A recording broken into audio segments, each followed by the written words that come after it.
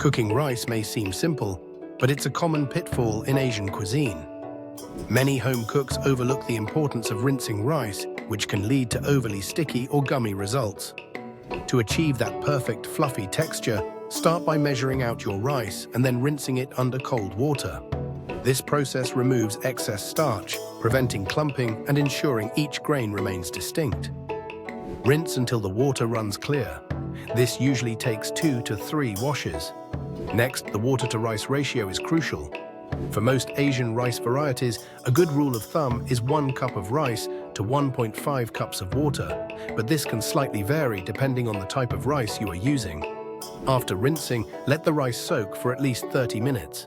This soaking step allows the grains to absorb some water, resulting in a softer texture and more even cooking. Once you cook the rice, bring it to a boil, then cover and simmer on low heat. Avoid lifting the lid too often as it releases steam, which is essential for proper cooking. After cooking, let the rice rest for 10 minutes before serving. This resting step helps the grains firm up and separate beautifully. With these techniques, you'll elevate your rice game and enhance your Asian dishes remarkably.